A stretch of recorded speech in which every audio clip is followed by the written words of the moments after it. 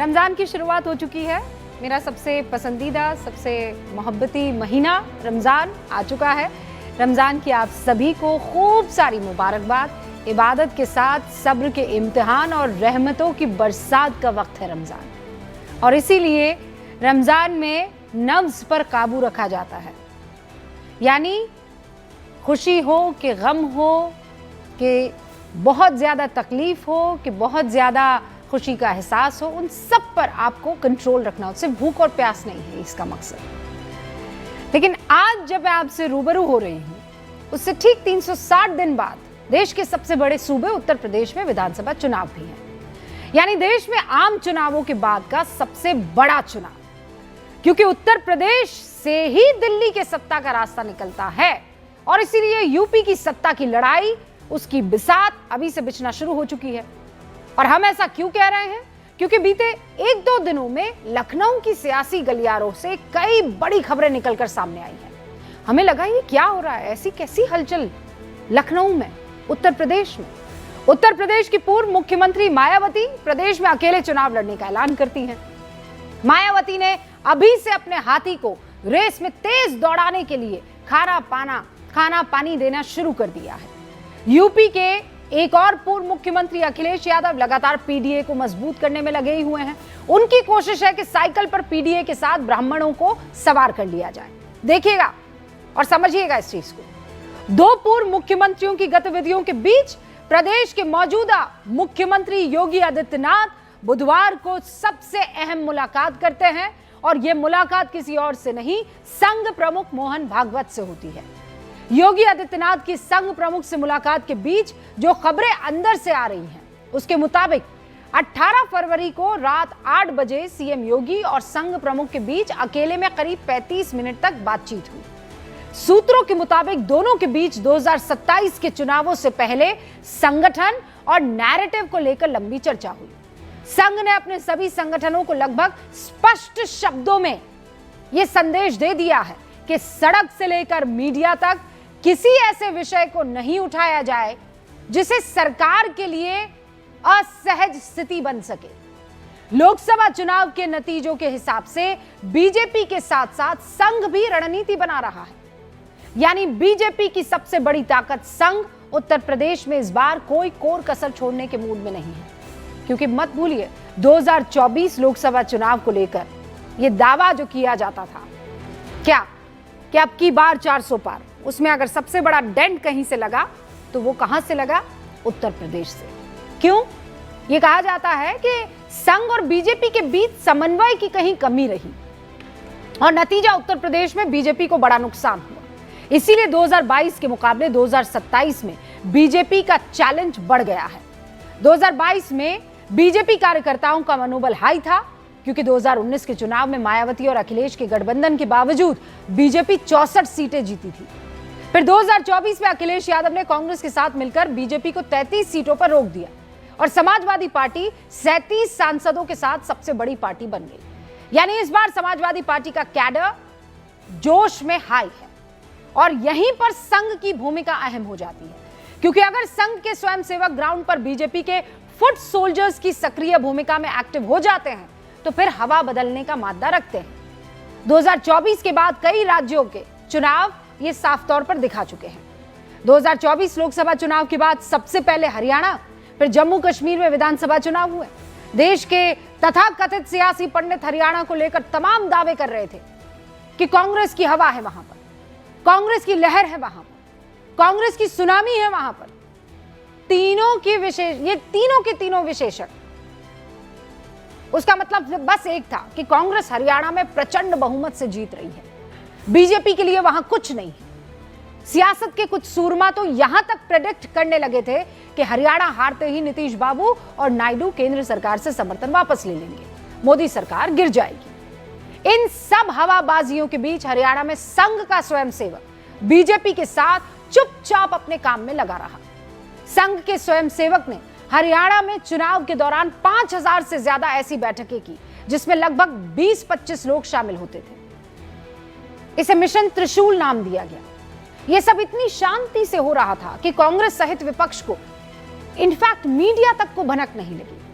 और जब 8 अक्टूबर 2024 को नतीजे आए तो हैरानी लेकर आए। जिस बीजेपी को सिरे से नकार दिया गया था वो पूर्ण बहुमत से तीसरी बार सरकार बनाने में सफल रही।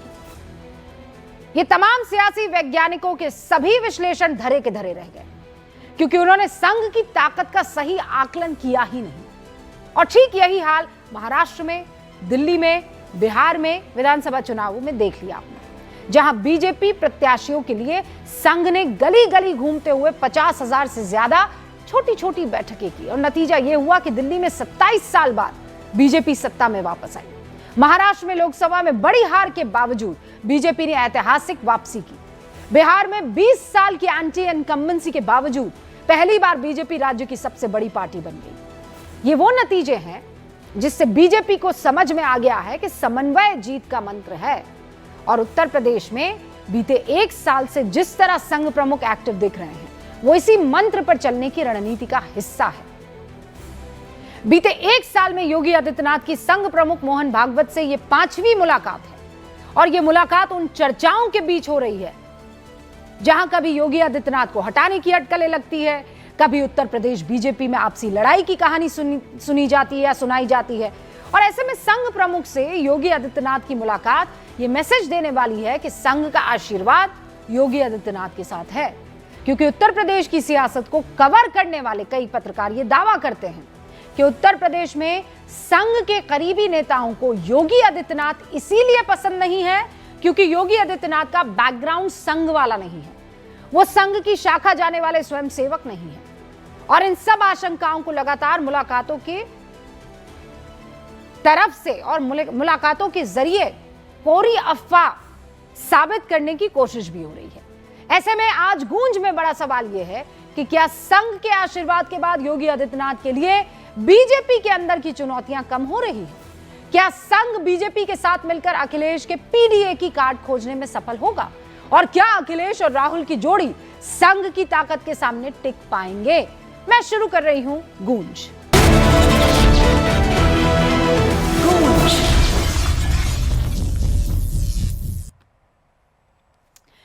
भारतीय जनता पार्टी के राष्ट्रीय प्रवक्ता तुहिन सिन्हा हमारे साथ जुड़ चुके हैं, कांग्रेस समर्थक तहसीन पुनावाला हमारे साथ जुड़ चुके हैं, समाजवादी पार्टी के राष्ट्रीय प्रवक्ता अनुराग भदौरिया हमारे साथ जुड़ चुके हैं, डीयू के प्रोफेसर, आरएसएस को करीब से जानने वाले अवनिजेश अवस्थी हमको इस वक्त दिखाई दे रहे हैं, हमारे साथ जुड़ चुके हैं। और अमर उजाला, सीएनबीसी, दैनिक जागरण जैसे चैनल्स में और मीडिया संस्थाओं में काम कर चुके वरिष्ठ पत्रकार हर्षवर्धन त्रिपाठी जी भी हमारे साथ जुड़ चुके हैं। आप सभी का बहुत बहुत स्वागत है। शुरुआत में अनुराग भदौरिया जी आपसे कर रही हूं, ये संघ से मुलाकात इसको कैसे देख रहे हैं आप? सवाल है कि उत्तर प्रदेश के अंदर में भारतीय जनता पार्टी के अंदर सब कुछ ठीक नहीं चल रहा है। आप देखिए, अगर शंकराचार्य का मामला लिया जाए तो कल इनके एक डिप्टी सीएम कह रहे हैं कि जो शिखा पकड़ के अपमान किया गया है ये पाप है, महापाप है। वो किसको कह रहे थे ये बात? भाई प्रशासन तो सरकार के अंदर में महापाप किसने किया? दूसरे डिप्टी सीएम कह रहे थे भाई ये शंकराचार्य तो हमारे भगवान स्वरूप है, उनका तो हम लोग बहुत सम्मान करते हैं। तो मैं पूछना चाहता हूँ फिर अपमान कौन कर रहा था? फिर उनका अपमान कैसे हो गया? तो साफ पता चल रहा है ना कि आपस में कहीं ना कहीं कुछ तो गड़बड़ है। अब वो गड़बड़ी को ठीक करने के लिए हो सकता है आरएसएस का सहारा लेना पड़ रहा हो। अब आरएसएस भी क्या कर लेगी? भाई आरएसएस ये तो नहीं कह सकती ना कि आप उत्तर प्रदेश के अंदर में हम आपकी मदद करेंगे। क्या मदद कर पाएंगे? जनता का भला होगा नहीं, किसी भी समुदाय का सम्मान होगा नहीं, तो फिर कैसे उनका साथ होगा? तब तो जनता तो साथ देने वाली नहीं है। आज की डेट में कोई भी समाज भारतीय जनता पार्टी के साथ मतलब नहीं, कोई भी अनुराग जनता, भदौरिया किसी जी, वर्ग की आप हो, ये किसी कह समाज की रहे हो हैं कि किसी भी समाज का वर्ग आप बीजेपी के साथ नहीं है, चाहे वो साधु हो, चाहे वो अगड़ा हो, चाहे वो पिछड़ा हो, और पीडीए तो खैर आपके साथ है ही, आप ये मानकर चल रहे हैं। कोई तो संघ को लाकर क्या ही कर लेंगे? तो बहुजन हो, चाहे संत हो, चाहे टीचर हो, सबके सब जो है अनुराग भदौरिया जी के साथ जा बैठे हैं। कोई भी तो अब आप कुछ भी कर लीजिए, संघ के स्वयं सेवकों को ले आइए, खूब काम पर लगा दीजिए, क्या ही फायदा हो जाएगा? नमस्ते रुबिका जी, सबको नमस्ते, और आपको और अन्य मित्रों को मेरे रमजान की बधाई। देखिए जी बहुत बहुत शुक्रिया। एक सेकंड अनुराग जी, आपने दी क्या बधाई? आपको तो प्रायोरिटी पर बधाई देनी चाहिए मुझे। रूबिका जी, आपको रमजान की बहुत बहुत बहुत बहुत शुभकामनाएं और बधाई। एक वोट कट गया आपका। देखिए दीदी, आपको मेरा वोट नहीं बात है। कटेगा, मुझे पता है कि मुझे पता है अखिलेश मुझे जी ने पता है, ऐसे मुझे ऐसे पता है हैप्पी रमजान कि और आप रमजान हमारे की मुबारकबाद दी है और आप भूल गए। गलत बात अनुराग जी, कट गया वोट आपका। नहीं, मैं तो रमजान की मुबारक आपको दे रहा हूं, मैं तो दिल से दे रहा हूं कि भाई अरे रमजान तो की बीजेपी का बहुत फॉलो, सारी अरे शुभकामनाएं। बीजेपी मैं आप इसी उम्मीद तरह नहीं से कर रही थी। हंसते- ये तुहिन अरे जी ने इसी मुबारकबाद तरह- दे इसी दी। तरह- आप हम इसी लोगों के तरह- फ्रेंड हैं, हरा पहनकर इसी घूमते तरह- हैं साल भर, इसी तरह- मुबारक नहीं दी देखिए, आपने ना, नहीं, गलत बात। लेकिन नहीं, सवाल ये भारतीय जनता पार्टी की तरफ दिखावा नहीं करते। अब वो देखो दिखावे की राजनीति कर रहे हैं, उनको अनुराग जी, आपको बधाई आपने देना मैसेज समय तो पक्का टीवी पे किया मिला होगा, है। फिर मुझे। अरे बधाई देना था तो व्हाट्सएप कर देते, मैसेज कर हाँ, देते, नहीं फोन तो मैं करके देख बधाई दे लेती हूँ, देते। आपने मुझे अब मैसेज आपने तो किया होगा, आप तो चैनल मेरे का मित्र माध्यम भी चुना हैं। जिससे दुनिया हैप्पी देखे कि आप रमजान बधाई किया दे रहे हो होगा रमजान की। इन्होंने। अरे हम तो दिल से रमजान की बधाई दे रहे हैं और आप टीवी के माध्यम से दिखावा वाली बधाई दे रहे हो, तो मैं अनुराग क्या भाई, करूं बताइए। आपने मुझे हम लोग व्हाट्सएप दिली पर भी रिश्ता मैसेज रखते हैं नहीं किया लोगों से। हैप्पी रमजान, गलत बात है। अरे आपको वो मैसेज ही नहीं किया आपने मुझे। जैसे ही वो शाम होगी, महाशिवरात्रि आपको की मैसेज पूजा आ वाला जाएगा। उन्होंने वो देखिए, जरूर रोहिता जी, ये पहले ट्वीट किया रमजान ये होने के मैसेज पहले किया। आपको मैसेज मिलेगा, जैसे ही आप अपना नहीं शाम को जैसे ही हाँ, आप इफ्तारी में तोड़ने के पहले हाँ, जैसे ही आप इफ्तारी में रोजा ठीक है। अब तोड़ने इतना तो जाएंगे, मैं उसके मान पहले गई, आपको बधाई पर मिलेगी। तुहिन जी, पिछली साल भी तुहिन मैंने जी ऐसे ही दिया रमजान था। की आपको भी पुरखुलूस मुबारकबाद और अनुराग जी आपको भी मुबारकबाद। चलिए तुहिन जी। देखिए रूबिका जी, बहुत-बहुत आपने धन्यवाद। शुरुआत में ही समाजवादी पार्टी के दोहरेपन को एक्सपोज कर दिया। अब आगे ये क्या लड़ेंगे उत्तर प्रदेश में वो तो आप देखेंगे ही। ये कह रहे हैं कि भाजपा में सब गड़बड़ है, उत्तर प्रदेश में गड़बड़ क्या होता है आप देखिए। कर्नाटक में गड़बड़ हो रहा है, जहां डीके शिव कुमार और मुख्यमंत्री जो है पिछले 2.5 साल से लड़ाई कर रहे हैं। पंजाब में गड़बड़ हो रहा है, जहां भगवंत मान और अरविंद केजरीवाल जो है कंट्रोल के लिए लड़ाई कर रहे हैं। असम में जो है कांग्रेस टूट रही है। ऐसा कुछ हुआ उत्तर प्रदेश में? कुछ भी नहीं हुआ। देखिए, श्रद्धेय मोहन भागवत जी के साथ निरंतर जो है ये जैसा रूबिका जी ने स्वयं कहा, 5वीं मीटिंग है राष्ट्र हित में जहां चूंकि उत्तर प्रदेश जो है भारत का हृदय है, 24 करोड़ आबादी वहां पर है, विचार विमर्श होते रहते हैं। और उत्तर प्रदेश में जो है जहां की जीएसडी, अगर मैं कुछ डेटा पे जाऊं, डेटा पे तो वैसे ही भदौरिया जी वीक है इसलिए उस पे जाना नहीं चाहता हूं, लेकिन जहां 13 लाख करोड़ की जीएसडीपी से आज 30 लाख करोड़ पर हमने पहुंचाया है। 25 करोड़ लोगों को अगर गरीबी रेखा से हटाया तो 6 करोड़ तो उसमें उत्तर प्रदेश के हैं। तो कोई कंपटीशन नहीं है। यही चीज मैं बिहार में भी कह रहा था। 2024 में क्या हो गया था? क्या हो गया था 2024 इन लोगों ने भ्रम फैलाया था, अफवाह फैलाया था इन्होंने। कभी तो जनता भी जो है, एक आध बार जनता भी इनके भ्रम में आ जाती है। लोकतंत्र खतरे में है। लोकतंत्र आज जनता आश्वस्त हो गई है, लोकतंत्र मजबूत है। लोकतंत्र। अनुराग जी 10 सेकंड, ठीक है, 10 सेकंड का जवाब। भ्रम में आ गई थी, अब भ्रम में नहीं आएगी। रूबिका जी और जो गलतियां पहले इन लोगों ने की थी वो गलतियां अब नहीं करेंगे। देखिए, सवाल ये है कि बिल्कुल सही कहा, गलतियों पे गलती कर रहे हैं। शिखा का अपमान हुआ तो आवाज किसने उठाई थी? समाजवादी पार्टी ने। डिप्टी सीएम बहुत दिनों बाद जागे हैं, किसने सम्मान की आवाज उठाई थी? शिखा के सम्मान की आवाज किसने उठाई थी जब उसका अपमान हुआ? समाजवादी पार्टी लगातार इस बात का हल्ला मचा रही है कि आप शिखा का अपमान कैसे कर सकते हैं, आप साधु संतों का अपमान कैसे कर सकते हैं। हम हर पीड़ित वर्ग जिसके साथ अन्याय होता है उसकी आवाज उठाते हैं। आज जाके डिप्टी सीएम ने वही बात की ना, आज बटकों का सम्मान कर रहे थे ना। अरे हम मजबूर कर रहे हैं कि आप सम्मान करो जनता के हर वर्ग का। हम हर वर्ग की आवाज उठाते हैं और आपको मजबूर करते हैं। आप आइए, जिसके साथ अन्याय होगा, जो पीड़ित होगा, हम खड़े दिखाई देंगे। चाहे वो दलित माँ हो जिसके साथ मेरठ में अत्याचार हुआ, उसकी हत्या हुई, उसकी बेटी का अपहरण हुआ, आवाज हमने उठाई थी। चाहे बहुजन समाज का व्यक्ति हो, चाहे अगले समाज का व्यक्ति हो, दोनों रुकिए सर, रुकिए। अनुराग जी, मैंने शुरुआत आपसे की थी ताकि आप अपने सारे मुद्दों को यहाँ पर उठा दें। मैं बहुत सिंपल सी बात कर रही हूँ। यूपी का चुनाव जो है वो हर बार आप मुद्दे गिनाते हैं। आज आप कह रहे हैं कि नहीं, मुद्दा वो नहीं है जिस पर आप हमेशा बात करते रहे, मुद्दा तो कुछ और है। हमेशा आप कहते रहे कि धर्म की राजनीति के नाम पर तो हम चुनाव लड़ेंगे ही नहीं, हम तो काम पर लड़ेंगे, हम तो नौकरियों पर लड़ेंगे, रोजगार पर लड़ेंगे। आज पूरा यू टर्न ले लिया है अनुराग भदौरिया, आपने पूरा यू टर्न ले लिया है। हर्षवर्धन जी नहीं, अब आप रुकिए, बाकी सब उसके बाद में आपके पास आऊंगी। नहीं है हर्षवर्धन जी। रूबिका जी, सबसे पहले तो आपको न्याय की बात रमजान करते हैं हम लोग, सामाजिक न्याय की, समाज में न्याय की बात। अनुराग भाई ने इसलिए नहीं दिया होगा कि उनको इफ्तारी का आपने न्योता नहीं दिया होगा, हो सकता है भाई कुछ पहले हो तब ना, वो उसी चक्कर में गड़बड़ हो गया। ये वाला है ना, तो खैर ये मतलब ऐसे ही सहरी काम वाले नहीं, है, हम इफ्तारी वाले हैं। ऐसे ही काम है। लेकिन सचमुच उत्तर प्रदेश की राजनीति बड़ी रोचक हो गई है।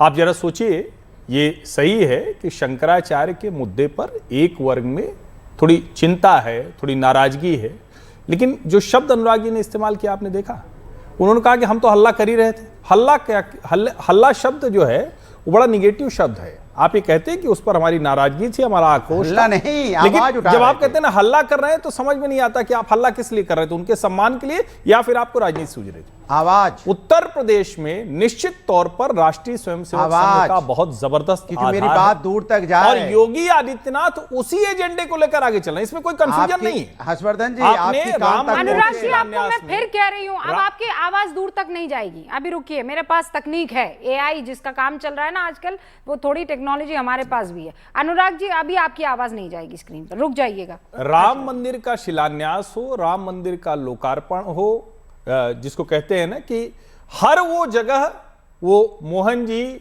योगी आदित्यनाथ के साथ दिखे, प्रधानमंत्री नरेंद्र मोदी के साथ दिखे, और जो संघ का एजेंडा है, संघ अपने शताब्दी वर्ष में है, जिस एजेंडे को लेकर वो चल रहा है उसको योगी आदित्यनाथ पूरा कर रहे हैं। जो मुलाकात है, उसके बाद मोहन जी की मुलाकात दोनों डिप्टी सीएम से भी हुई है, ब्रजेश पाठक से भी हुई, केशव प्रसाद मौर्य से भी हुई। तो मुझे लगता है कि रणनीतिक तौर पर भारतीय जनता पार्टी, जिसको कहते हैं ना कि कील कांटे दुरुस्त करना, वो काम कर रही है। और रणनीतिक तौर तो पर क्या अगर ये कह सकते हैं कि दूध का जला छाछ भी अभी फूक फूक कर पी बिल्कुल रहा है? कह सकते हैं। और देखिए, आपने कहा कि समन्वय, तो समन्वय दिल्ली लखनऊ में भी नहीं था लोकसभा चुनाव के समय, यह भी आप समझिए। और इस भ्रम ने भी बहुत नुकसान किया। लोकसभा चुनाव में सबसे बड़ी मुश्किल यह थी कि दिल्ली और लखनऊ, उनके बीच का समन्वय नहीं था। नहीं तो हर्षवर्धन जी, मैं ये समझना चाह रही हूँ कि आज की तारीख में मान लीजिए चुनाव हो जाते हैं, पिछले बार तो हमने देखा था कि मैं विधानसभा चुनावों की बात कर रही हूँ, लोकसभा पे बाद में आऊंगी, लेकिन अभी जिस तरीके से पीडीए पर अखिलेश जी ने काम किया है, ये जमीन पर तो दिख रहा है। मतलब इस बार रोचक होगी लड़ाई, आपको दिख रहा है, या फिर वन साइडेड जाता हुआ दिख रहा है? नहीं, अभी मैं वन साइडेड नहीं देख रहा हूं। और वन साइडेड नहीं देख रहा हूं तो उसके पीछे है कि बहुत से मुद्दे ऐसे चल रहे हैं, और 10 साल की सरकार हो जाएगी। आप ये भी समझिए ना, ऐसा नहीं होता है कि आपको भारतीय लोकतंत्र किसी को यूं ही नहीं दे देता कि जब फ्री रन है चले जाओ। योगी आदित्यनाथ की 10 साल की सरकार हो जाएगी। उत्तर प्रदेश में जिस तरह लॉ एंड ऑर्डर, जिस तरह से आप प्रयागराज का कुंभ कहें, काशी विश्वनाथ धाम कहें, अयोध्या कहें, मथुरा कहें, विंध्यवासिनी धाम कहें, या जो उत्तर प्रदेश की पहचान है उसको लेकर कहें, वो जो काम हुआ उस पर बात होगी। जो ease of doing business index में उत्तर प्रदेश की पहचान बनी है। आज सोचिए, मैं अभी पढ़ रहा था, आपने एआई का जिक्र कर दिया, एआई इंपैक्ट समिट में जो 12 ऐसे हैं जो इंडिजिनस हैं, जो सोवरिन एआई पर काम कर रहे हैं, उसमें से एक का हेडक्वार्टर नोएडा भी है। अब ये मतलब ये चीजें अपने आप में अकल्पनीय थी। हम ये देखते हैं कि दुनिया की कंपनियां जब आती है तो उत्तर प्रदेश आ रही, और जो एक प्रदेश की पहचान थी, निश्चित तौर पर अखिलेश यादव ने लखनऊ आगरा एक्सप्रेसवे बनाया, लेकिन आज अगर एक्सप्रेसवे प्रदेश की पहचान है, एक्सप्रेस प्रदेश की पहचान है, तो इसलिए क्योंकि योगी आदित्यनाथ ने उसके बाद देश, उत्तर प्रदेश के हर हिस्से को जोड़ दिया। नहीं, और मैं कुछ आंकड़े, चूंकि आप ये जिक्र कर रहे हैं, तो मैं कुछ आंकड़े भी यहां पर आपकी अनुमति से रखना चाहती हूं। मैंने कहा कि भाई ये योगी राज में ऐसा क्या बदल गया है?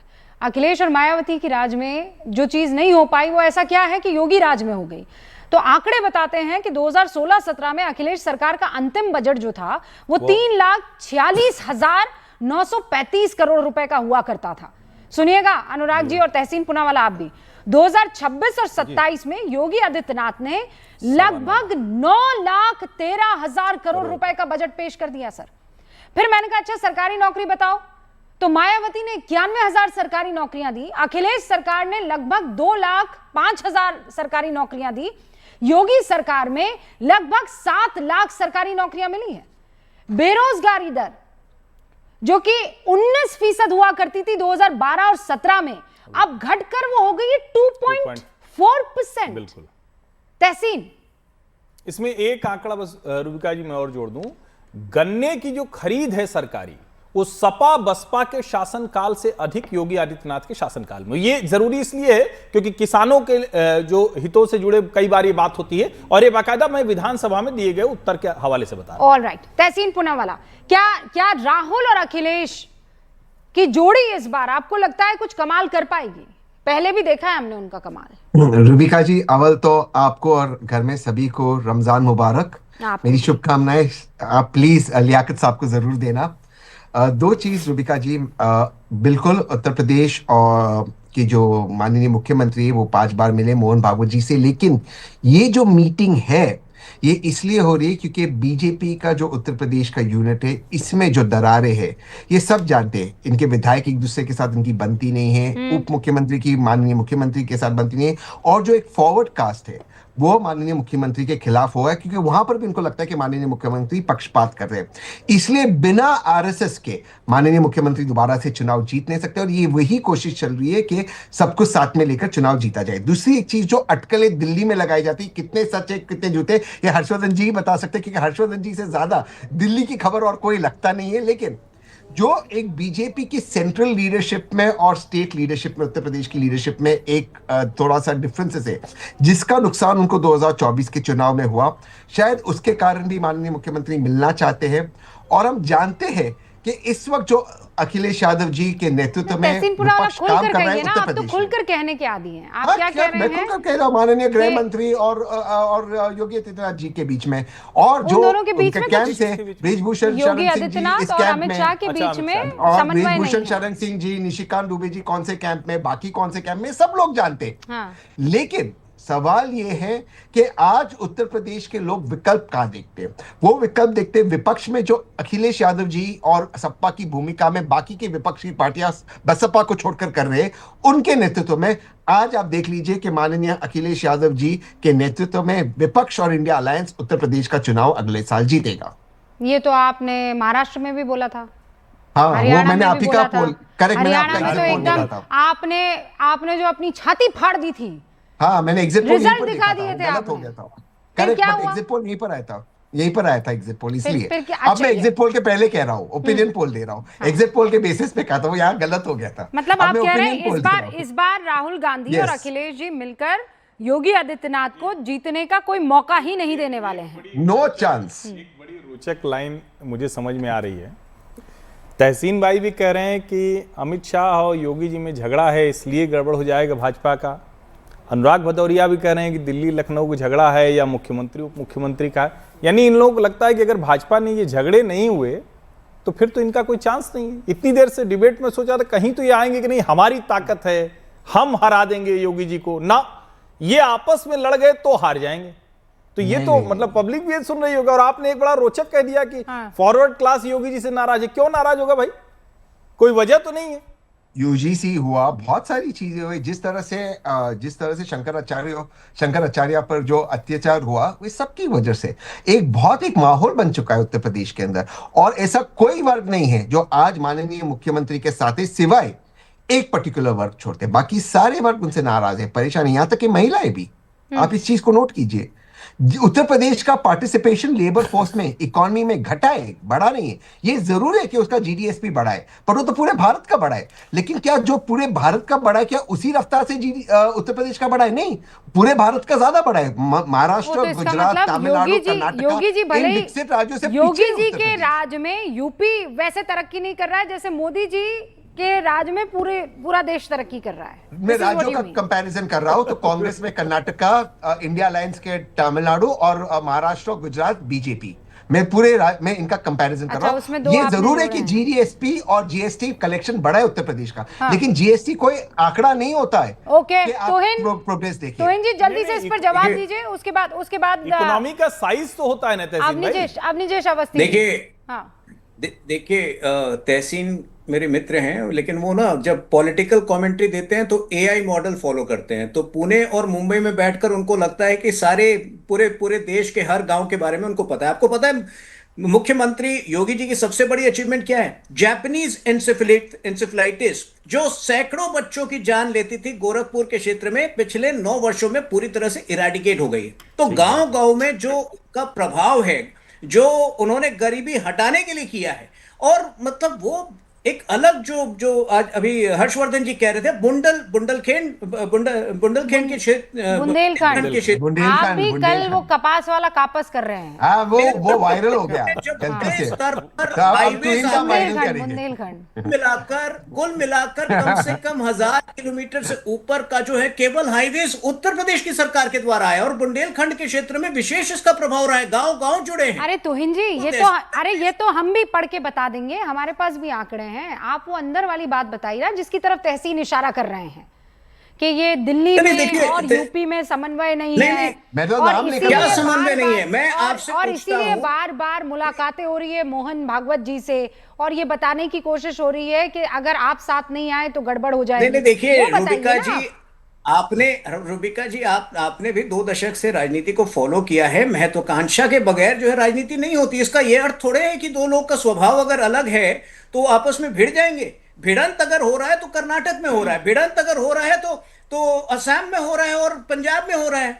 महत्वाकांक्षाएं तो हर जगह होती है, स्वभाव हर जगह अलग होता है। तो इसका अर्थ ये नहीं, देश हित और राज्य के हित में पूरी तरह से समन्वय है दिल्ली और उत्तर प्रदेश में। ओके, हमारे साथ अवनीजेश अवस्थी जी भी जुड़े हुए हैं। अवनीजेश जी, ये बताइए ना, ये संघ और अरे नहीं अभी 1 सेकंड नहीं है, नहीं बिल्कुल नहीं है, अभी रुकिए। संघ की मुलाकात हो रही है योगी आदित्यनाथ से, रुकिए तो अभी रुकिए तो रुकिए ना, बीजेपी से भी बड़ी पार्टी है उत्तर प्रदेश के अंदर में लोकसभा में। अच्छा, और आप कह रहे हो हमें नहीं मौका देंगे, हम तो और जहां आपके आते नहीं पते नहीं वहां भी मैं आपको मौका दे देती हूँ। अनुराग जी, आज ये मत बताइए आप कि यूपी में आए तो हम सबसे बड़ी पार्टी है। जहां आपकी पार्टी का नामो निशान नहीं, उसमें भी आपको डिबेट में बिठा कर मैं 10-10, 15-15 मिनट डिबेट कर जाती हूँ आपसे। हो गया टाइम का कि अनुराग जी 3-4 महीना आ ही ना पाएंगे। हाँ, फिर इस लिहाज से तो गड़बड़ हो जाएगी, फिर कहीं आपको सबैटिकल लेना पड़ जाएगा कई ऐसे मुद्दों पर। तो बंगाल तक में बिठाती हूँ मैं आपको। मैं कह रहा हूँ दिल है उत्तर प्रदेश पूरे देश का। अब रुक जाइए 1 सेकंड अवनीजेश अवस्थी जी, ये बार बार मुलाकातें क्यों? योगी आदित्यनाथ और मोहन भागवत जी की मुलाकात, इससे क्या? क्योंकि भाई हमको भी पता है कि 2024 के लोकसभा चुनावों में सब कुछ ट्रैक पर नहीं था, संघ उतना मजबूती से मैदान पर नहीं था और उसका खामियाजा भुगतना पड़ा। इस बार किसी तरह की कोई, वो जिसे कहते हैं ना, कोई स्टोन अनटर्न नहीं छोड़ना चाहते हैं, क्योंकि अब तो 10 साल की एंटी इनकम्बेंसी भी होगी। रूबिका जी, पहली बात तो ये है कि अभी ये एंटी इनकम्बेंसी शब्द जो है ना, ये पिछले चुनावों को देखते हुए अब इस पर नए तरह से पुनर्विचार करना चाहिए। हरियाणा में नहीं हुई, 3 बार, तीसरी बार सरकार बन रही, मध्य प्रदेश, गुजरात, उत्तराखंड, यहां पर कहां एंटी इनकम्बेंसी? बिहार, कहां एंटी इनकम्बेंसी? एंटी इनकम्बेंसी अब सिर्फ कुछ वो लोग जो सुनामी हरियाणा में देख रहे थे, लहर से लेकर सुनामी तक पहुंच गए थे, सलीम साहब, वो उनके लिए है सिर्फ एंटी इनकम्बेंसी शब्द। नहीं, पर अवनीजेश जी, वहां पर इतना बड़ा चेहरा भी नहीं था विपक्ष के तौर पर। मुझे आज भी लगता है कि अखिलेश यादव एक बड़ा चेहरा है, मजबूती से। आपको क्या लगता है कि 2024 के चुनावों में ये जो सबसे बड़ी पार्टी इतरा रहे हैं, मतलब ये चैलेंज तो है ही ना, इसको थोड़ी दरकिनार। रूबिका जी, क्या हरियाणा में आपको हुडा छोटा चेहरा नजर आ रहा था? क्या कुमारी शैलजा छोटा चेहरा नजर आ रही थी? नहीं, उसमें बड़ी हुडा जैसा तो राष्ट्रीय स्तर का लड़ाइयां खूब थी।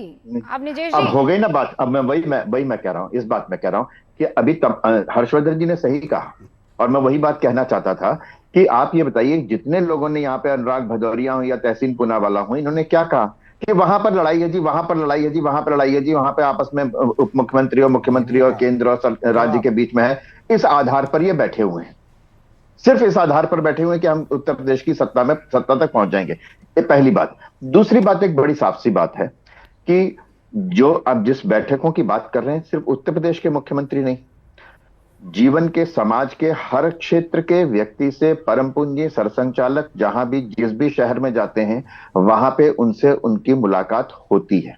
बाकायदा एक संपर्क विभाग है संघ का, जिसका कार्य यह है कि जो समाज के ऐसे लोग हैं जो अपने अपने क्षेत्र में किसी शिखर पर हैं, उनसे संघ के सरसंचालक या संघ के अन्य पदाधिकारियों की बैठक हो। तो ये कोई नई बात नहीं है, पहली बात। दूसरी बात, अखिलेश यादव और समाजवादी पार्टी और कांग्रेस ने जिस तरीके से कहा ना कि अयोध्या में हार गए, ये बात उसके बाद जितने चुनाव हुए, हर चुनाव में भारत की जनता ने उसका जवाब इनको दिया है, और वो जवाब इस बार पूरा उत्तर प्रदेश देने वाला है। जिस अयोध्या के सांसद को लेकर के वो ट्रॉफी की तरह वो उसमें संसद में बैठने या जहाँ लेके जाते थे, क्योंकि ये जो कैनवस है ना, आप समझिए, मैं बार बार इस कैनवस पर जब भी कोई तस्वीर आप उकेरने की कोशिश करेंगे, मुझे 2024 400 पार वाला नारा और सिमट कर रह जाना बीजेपी का 240 तक ये रहेगा। और ये क्यों हो पाया ये आप भी जानते हैं, उत्तर प्रदेश में एवरीथिंग वाज नॉट फाइन, और इसीलिए हर चीज को उस लिहाज से, उस चश्मे से देखा जाएगा। देखिए, इस पे 2 राज्यों ने किया, उत्तर प्रदेश और महाराष्ट्र। उत्तर प्रदेश और महाराष्ट्र में अपेक्षित नतीजे नहीं आए, अपेक्षित परिणाम नहीं आए। 2 राज्य ऐसे थे जहां से अपेक्षित परिणाम ना आने से भारतीय जनता पार्टी 240 तक सिमट गई। इसमें कोई दो राय नहीं है, कोई दो राय नहीं है। ओवर कॉन्फिडेंस था, भ्रम था, कुछ लोगों का काम ना करना होगा। लेकिन आप ये बताइए कि अगर 2024 के चुनावों के दौरान भी क्या योगी आदित्यनाथ के खिलाफ या विरुद्ध कोई आवाज आपको वहां की जनता में नजर आ रही थी क्या? मैं ये कह रहा हूं कि आप एक पार्टी की हैसियत से नहीं, आप योगी आदित्यनाथ पर वोट तो सिर्फ जनता ही करती है ना। हर्षवर्धन जी जल्दी से, और उसके बाद अनुराग जवाब। देखिए, ये ठीक बात है कि जवाब मेरा ले लीजिए। हर्षवर्धन कई बार बोल चुके हैं, वो जब हार गई भारतीय जनता पार्टी तो बहुत लोगों को लगा कि अरे कैसे हार गई, इतना बड़ा काम किया, 500 वर्षों की लड़ाई। लेकिन क्या ये सच नहीं है कि अखिलेश यादव ने प्रत्याशी बहुत अच्छे उतारे? क्या ये सच नहीं कि उनकी रणनीति बहुत बढ़िया रही और भारतीय जनता पार्टी के प्रत्याशी खराब रहे? क्या ये सच नहीं कि दिल्ली और लखनऊ के बीच का संघर्ष वो जमकर हुआ? और इस बार के चुनाव में भी ये चुनौती है, इससे भाजपा जूझ रही है, इसको नकार नहीं सकते। ओके, अनुराग भदौरिया। अनुराग जी देखिए, एक सेकंड, आप सनी देओल की तरह हैंडपंप उखाड़े उससे पहले मैं ये चाहती हूं कि आप बहुत ईमानदारी से मुझे एक सवाल का जवाब दे दे कि जब संघ को मजबूती से आप बीजेपी के बगल में खड़ा हुआ देखते हैं, जो कि आपको भी पता है, आप भी राजनीतिक हलकों में बहुत एक्टिव हैं, तो आपको थोड़ी सी नर्वसनेस तो होती होगी। ऐसा तो नहीं है कि आप इसे दरकिनार कर दे कि नहीं हो सकता। रूबिका जी देखिए, वो जितना उनके साथ रहेंगे उतना ही हमें फायदा होगा, सीधी सी बात है, कोई नर्वसनेस नहीं होती है। 2024 में साथ में थे। मैं जो बात बता रहा हूं, जिन्होंने कहा ना कि इनके सीएम लड़ रहे हैं या दिल्ली लखनऊ की लड़ाई इसलिए इसका फायदा समाजवादी खोज रहे, इसका फायदा नहीं हम खोज रहे हैं, हम मुद्दों पर लड़ाई लड़ रहे हैं। आपने कानपुर में देखा, एक बीजेपी का कार्यालय और हॉस्पिटल एक साथ बनना शुरू हुआ, 100 बेड का हॉस्पिटल का बन गया, अब तक उद्घाटन नहीं हुआ, लेकिन बीजेपी के कार्यालय में उद्घाटन भी हो गया, आना जाना भी हो गया। तो मतलब जनता की चिंता कम है और अपने कार्यालय की चिंता ज्यादा है। एक बात। दूसरी बात, हम किसानों के मुद्दों पे बात उठाते, जब किसान को एमएसपी गारंटी नहीं देते तो हम आपको आवाज उठाते हैं, हम शिक्षा की आवाज भी उठाते हैं, हम स्वास्थ्य की आवाज भी उठा रहे हैं, हम अगर किसी व्यक्ति के साथ अन्याय हो रहा है, अगर बहुजन समाज के साथ अन्याय हो रहा है तो उसकी आवाज उठाते हैं, अगर शंकराचार्य के साथ अन्याय हो रहा है तो उसकी आवाज उठाते हैं। सवाल यह है कि हम जनता के मुद्दों पर लड़ाई लड़ रहे हैं। दूसरी बात जो आपने बोली रूबिका जी, आपने बोला कि आपके पास एक सेकंड, आप कह रहे हैं कि आप जनता की आवाज उठाते हैं, जो भी दबा कुचला उसकी। तो यूजीसी में आप ब्राह्मणों की आवाज उठा रहे हैं, आप ब्राह्मणों के साथ खड़े हैं या ब्राह्मण क्यों, मैं कह रही हूँ जनरल भी आ रहा हूं मैं। नहीं आना मत, पहले बता दीजिए आप। हमने पहले बता दे रहा हूं और मुझे बोलने दीजिएगा उसको, पहले बता रहा हूं, कोई दोषी बचना नहीं चाहिए और निर्दोष को सजा होनी नहीं चाहिए, इसके साथ हम लोग खड़े रहते हैं। और डंके की चोट पे कोई दोषी नहीं बचना चाहिए और निर्दोष को किसी प्रकार की सजा नहीं होनी चाहिए। दूसरी बात, अब मुझे बोलने दीजिए, मेरी बात अधूरी रह गई थी। अब सवाल उठता है कि आपने कहा रूबिका जी बात बोलने दीजिए, अब बोलने दीजिए कि ये नहीं चलेगा। अब नहीं, मेरी बात होने दीजिए। देखिए, हमने सबको बोलने दिया। इससे पिक्चर थोड़ा क्लियर हो जाती है। अनुराग जी, आप ये जो पीडीए कर रहे हैं, इस पीडीए में ब्राह्मणों की जगह है कि नहीं है? यूजीसी में या जो सामान्य वर्ग है, मैं ब्राह्मण बार बार कह देती हूँ, ये मेरी भी गलती है, ब्राह्मण नहीं, मैं कह रही हूँ ये जो सामान्य वर्ग के लोग हैं, जो पिछड़ा नहीं है, जो दलित नहीं है, जो ओबीसी नहीं है, क्या इनके साथ आप लोग खड़े हैं? यूजीसी में जो हुआ वो जस्ट है कि अनजस्ट है? डंके की चोट पे खड़े हैं और सामने आपके अनुराग भदौरिया बैठा है जो क्षत्रिय समाज से आता है, और कोई भी अगर अगड़े के साथ अन्याय होगा, समाजवादी पार्टी डंके की चोट पे खड़ी दिखाई देगी, जैसे आपने शंकराचार्य के साथ देखा है। अब मुझे बोलने दीजिए। अब देखिए, मुझे डिस्टर्ब मत कीजिए, मैं अपनी बात कह लूं, मैं किसी के बीच में नहीं बोला। दूसरी बात, आपने बोला कि उत्तर प्रदेश के अंदर में देखिए बजट कितना है, 9 लाख करोड़ का। बोलने दीजिए, 9 लाख करोड़ का बजट आया, आपको याद है 15-16 में समाजवादी पार्टी के समय में 3 करोड़ 48 लाख का था। 17-18 में कितना बढ़ा? 4 करोड़ 28 लाख। मतलब करीब करीब 80-90 लाख का बजट हर साल बढ़ता है। अगर 4 करोड़ में तो बंगला आ जाता है, 25 में 9 लाख नहीं 9 लाख करोड़ आ गए। 3,46,935 करोड़। बोलने तो दो। अरे कुछ भी बोल जाएंगे क्या? बोलने दीजिए 3 करोड़ था, फिर वो 6 करोड़ हो गया। आपकी बात मान ली, करोड़ नहीं, मैंने कहा 3,46,00,000 का बजट। चलो 3,46,00,000 का बजट। अरे 3,46,00,000 का बजट नहीं होता, उसमें तो आपकी गाड़ी आती है 3,46,00,000 में तो। अरे यार 3,48,00,000 का बजट जब दिया गया था 3 लाख करोड़ का, नहीं 3,46,935 करोड़ का बजट। अब मुझे बोलने दीजिए, मुझे देखिए आप क्या ये बोल के आप मेरी आवाज दबाना चाह रहे हैं, बार-बार उसमें एक लाइन मैं करेक्ट कर रही हूं, आवाज दबाना चाहती हूं। अब आप डिस्टर्ब कर रहे हैं, ये ठीक नहीं। मैं डिस्टर्ब थोड़ी, आप कह रहे 3.5 करोड़ का बजट, मैंने कहा आप कह रहे 3 करोड़ 4 लाख का बजट। बोलूं ना 3 लाख नहीं 3 लाख हो गया, सॉरी मेरी गलती होगी, बोलने दीजिए। आप देखिए आप लोग कान में इतना बोलते हैं जो मेरी आवाज को दबाना चाहते हैं। आपकी आवाज नहीं दब रही है, आप तो चीख कर बोल रहे हैं कि 3.5 करोड़ रुपए का बजट। मुझे बहुत कम समय में बहुत आपके घर के बजट की थोड़ी बात हो रही है भैया, यूपी के एक बजट की बात हो रही है। और मुझे बोलने दीजिए ना, इतना देर तो आप बहस करने में काट देंगे। मैंने कहा 3,46,000 करोड़ का बजट था 2016 में, 15-16 में। उसके बाद 16-17 में 4,28,000 करोड़ का बजट आया। अब सवाल है कि प्रत्येक साल कितना बढ़ रहा है, करीब करीब 1 लाख करोड़। अब ये जब आप 2025 आ गया तो अगर 9 लाख की जगह 11 लाख करोड़ होना चाहिए था, जो 9 लाख करोड़ पे रुक गया। एक बात। दूसरी बात, हमारे समय में कर्जा था 4,14,000 करोड़। अब कितना है? ठीक है, 9 लाख करोड़ का कर्जा है। कितना कर्जा बढ़ गया? कितना कर्जा बढ़ गया बताइए आप उत्तर प्रदेश के ऊपर में? करीब दुगने से ज्यादा। तो इसकी जिम्मेदारी कौन लेगा? तो सवाल ये है हर्षवर्धन जी, और आपके यहाँ पे नहीं, आपके यहाँ पे हर्षवर्धन जी हम नहीं है, आपके यहाँ पे बृजभूषण राजपूत आपके विधायक हैं, आपके मंत्री की गाड़ी रोक रहे हैं कि काम नहीं हो रहा है, यहाँ पे नालियां खुद ही पड़ी हैं। तो जब आपके विधायक आपके मंत्रियों की गाड़ी रोक रहे हैं, आपके यहाँ किस तरह से अन्याय अत्याचार, आपके और पार्टी ऑफिस पहले बन जाते हैं, मेडिकल कॉलेज बाद में बन रहा है, चालू नहीं हो रहा है, तो जनता नहीं आपको पसंद कर रही है। और आप कह रहे हो कि हम झगड़ा देख रहे हैं हम की तहसीन पूनावाला, तोहिन जी और हर्षवर्धन जी, मेरे पास लास्ट 1-1.5 मिनट है। 30 सेकंड। 2012-13 यूपी का बजट 2 लाख करोड़, 2013-14 2.25 लाख, 2014-15 2,75,000 करोड़, 2015-16 3 लाख करोड़, 16-17 में 3,46,000 करोड़ हुआ था, 2 लाख। और योगी आदित्यनाथ 3,46,000 करोड़ से 9,12,000 करोड़। कितने साल में तो बताओ ना। 9 साल हो गए करीब प्रभु, प्रत्येक साल बढ़ता है 1-1 लाख, तो 9 साल में तो बढ़ेगा ही। तहसीन पूनावाला कह रहे थे एक वर्ग के साथ है, 9 साल बाद 14 साल का हो जाएगा। आप कहोगे 14 साल। आखिरी 30 सेकंड तहसीन पूनावाला। नहीं देखिए, जो भी आंकड़ेबाजी कर दे भाजपा, सवाल यह है कि उत्तर प्रदेश के जो लोग हैं वो अब त्रस्त हो गए भाजपा से। वो चाहते हैं विकल्प के रूप में वो सपा और इंडिया अलायंस और कांग्रेस को देखते हैं। और मुझे ये पूरा यकीन है कि 2027 के चुनाव में मैं आपके साथ आकर बैठूंगा।